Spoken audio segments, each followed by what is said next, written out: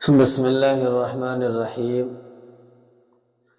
سن 5 ہجری میں رسول اللہ صلی اللہ علیہ وسلم کو یہ خبر ملی کہ قبیلہ بنی مستلق کا سردار حارث ابن ابی زرار اہل مکہ کے اکسانے پر یا خود ہی مدینہ طیبہ پر حملہ کا ارادہ کر رہا ہے اور العیاذ باللہ رسول اللہ صلی اللہ علیہ وسلم کو شہید کرنے کی سازش کر رہا ہے۔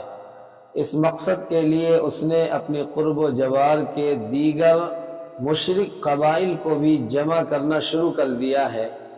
رسول اللہ صلی اللہ علیہ وسلم کو جب یہ معلوم ہوا تو آپ نے صحابہ کرام کو جمع کر کے مشورہ کیا اور اس سے پہلے قبیلہ بنی مستلق پر پیش قدمی کا ارادہ کر لیا اور وہاں پہنچ کر حملہ کرنے کا ارادہ فرما لیا۔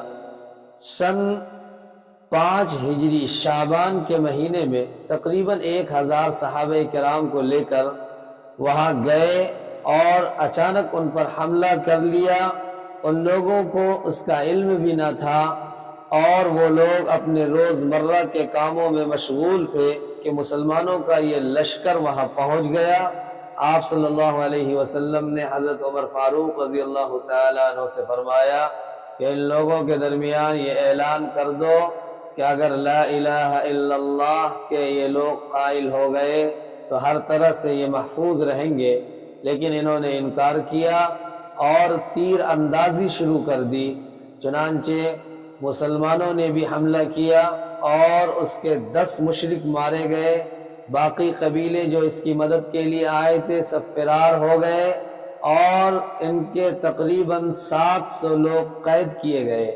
ان قیدیوں میں اس قبیلے کی سردار کی بیٹی حضرت جویریہ رضی اللہ تعالی عنہا بھی تھی، جو حضرت ثابت بن قیس رضی اللہ تعالی عنہ کے حصے میں آئی، لیکن انہوں نے اپنے آقا سے کتابت کا معاملہ کر لیا۔ سردار کی بیٹی تھی، ذہین تھی، انہوں نے رسول اللہ صلی اللہ علیہ وسلم کے پاس جا کر اپنا معاملہ بتایا اور فرمایا کہ میں نے اپنے آقا سے کتابت کر لی ہے، آپ میری مدد کیجئے آزاد ہونے میں۔ اللہ کے رسول صلی اللہ علیہ وسلم نے فرمایا کہ میں اس سے بہتر چیز تمہیں نہ بتاؤں؟ فرمایا ضرور۔ فرمایا میں تمہیں آزاد کرا دیتا ہوں، اس کے بعد تم مجھ سے نکاح کر لو۔ حضرت جویریہ رضی اللہ تعالی عنہا نے اسے بخوشی منظور کر لیا اور رسول اللہ صلی اللہ علیہ وسلم نے ان کو خرید کر آزاد فرما دیا اور ان سے نکاح فرما لیا اور 4000 درہم مہر مقرر کیا گیا۔ اس غزوہ سے 3 دن پہلے حضرت جویریہ رضی اللہ تعالی عنہا نے یہ خواب دیکھا تھا کہ مدینہ سے چاند چلا آیا اور آ کر میری گود میں گر گیا۔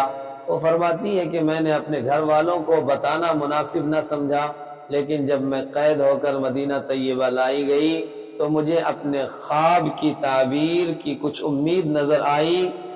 جب صحابہ کرام کو یہ بات معلوم ہوئی کہ حضرت جویریہ رضی اللہ تعالی عنہ سے رسول اللہ صلی اللہ علیہ وسلم نے نکاح کر لیا ہے، تو جتنے قیدی تھے اس قبیلے کے صحابہ کرام کے پاس سب کو انہوں نے آزاد کر دیا کہ اس قبیلے کی بیٹی ہمارے نبی کے زوجیت میں ہے اور اس قبیلے کے لوگوں کو قید رکھا جائے، اس کو مناسب نہیں سمجھا۔